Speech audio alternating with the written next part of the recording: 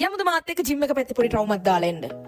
මේ 26 අවුරුද්ද මං හිතාගත්ත කොහොම හරි මගේ මේ ජම්බෝල ඇඟ නම් ෂේප් කරගන්නවාම තමයි කියලා. එහෙම හිතලා මං යතුරත් අරගෙන හෙල්මට් එකත් අරගෙන මගේ වණ්ඩියත් ස්ටාර්ට් කරගෙන මම මේ උදේම යන්නේ ජිම් එකට. ඇත්ත මොකද මේ ජිම් එකේ 4 වෙනි දවස උදේම කිව්වට ඉතින් මේ උදේ 8:20ට විතර තමයි මම මේ ජිම් එකට යන්නේ.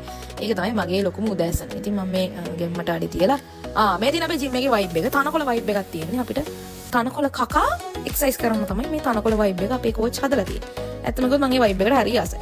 ඉතින් මේ ඉන්නේ මම ටැග් එක නම් තිබ්බා. දැන් ඉතින් මම මේ සූදානම් වෙන්නේ අතපය ඇදගන්න. ඒ කියන්නේ ස්ට්‍රෙචින් කරගන්න. මේ දැන් ඉතින් කියන්න එපා ඔය පිළිවෙලට මේ ස්ට්‍රෙචින් කරන්නේ කොහොම නෙමෙයි ස්ට්‍රෙචින් කරන්නේ කියලා කියන්න එපා. කොහොම හරි මම මේ අතපය ඇදගන්න එක තමයි කරන්නේ මේ පිළිවෙල කෙසේ වෙතත්. මේ මොකද මට තාම මේ ජිම් ලයිෆ් එක ගොඩක් අලුත් කිව්වට අලුත්ම නෑ. මම මීට අවුරුදු ගැන 2024 2023 ඔය කියන වර්ෂවල මම try කළා මගේ අඟ අඩු කරගන්න. නමුත් අඟ අඩු කරගන්න try කළා කියන්නේ මම ජිම් යන්න try කළා එක දිගට. මගේ ජීවිතේට මට කවදාවත් එක දිගට ජිම් යන්න බැරුණා. රිසල්ට් එකක් ගන්න බැරුණා. හැබැයි මම හිතාගත්තා මේ 26 අවුරුද්ද නම් කොහොම හරි මම එක දිගට ජිම් එකට ගිහිල්ලා මගේ මේ තඩි ඇඟ අඩු කරගන්නවා කියලා. මේකේ ට්‍රෙඩ්මිල් එකේ විනාඩි 10ක් විතර මම ඇවිද්දා. ඊට පස්සේ මෙන්න මේ මොකද්ද මේකේ නම එයාර් රෝව. එයාර් රෝව එක කියලා තමයි කියන්නේ. මේකත් මම හිතන්නේ විනාඩි 10ක් හෝ විනාඩි 8ක්. ඔව් ඒ වගේ නෑ විනාඩි 10ක් විතර මම මේක පදිනවා.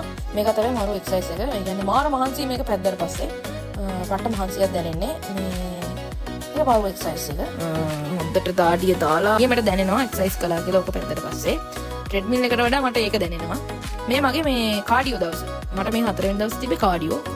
දැන් මේ මම ඔහොම පාත් වුණාට මං හිනා අමාරුවෙන් තමයි පාත් වෙන්නේ. මොකද කලින් දවස් තුනේ එක්සර්සයිස් කළා සෑහෙන්න දැනෙනවා. ඒ කියන්නේ සාමාන්‍යයෙන් දන්න ඇරින ජිම් ගිහිලා පළවෙනි දවසේ ඒ කියන්නේ ජිම් අද ගියා නම් ඊට උදේට නැගිට ගන්න බැරි ඇවිද ගන්න බැරි සීන් එකක් තියෙනවනේ ඒක ඇත්ත.